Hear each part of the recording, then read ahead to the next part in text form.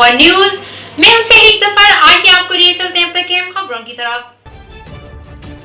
जी नाज़रीन, आपको बताते चले, हमजा वजीर आला बरकरार रहेंगे या पग परवेज इलाही के सर सजेगी, फैसला होने में कुछ देर बाकी।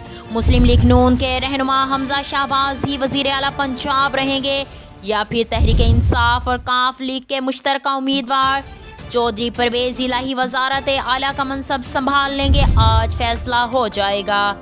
वजीर आला पंजाब के इंतखाबात के लिए अरकान असम्बली की जानिब से पंजाब असम्बली का आमद का सिलसिला जारी है। PTI और काफ लीग के अरकान असम्बली 4 बसों के जरिए काफिले की सूरत में निजी होटल से पंजाब असम्बली पहुंचेंगे।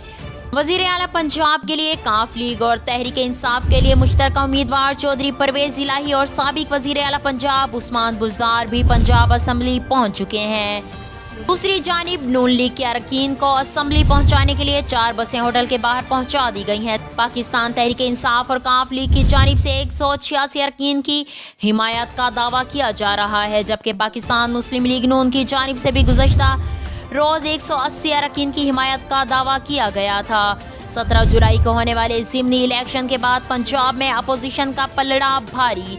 PTI के 178 और मुस्लिम लीग काफ के 10 अरकान को मिलाकर अपोजिशन अरकान की तादाद 188 हो गई है। ज़िमनी इलेक्शन में 4 नशीस्तों पर कामयाबी के बाद मुस्लिम लीग नून के पंजाब में 168 अरकान हो गए हैं। पीपल्स पार्टी 7, आज़ाद और 3 राह पार्टी के 1 वोट के साथ हुकूमती इत्तेहाद के अरकान की तादाद 179 बनती है। याद रहे, सुप्रीम कोर्ट के 1 जुलाई को अपने हुक्म में वज़ीर आला पंजाब के लिए दोबारा 22 जुलाई को इंतखाबात करवाने का हुक्म देते हुए हमजा शहबाज को ओहदे पर बरकरार रखा था।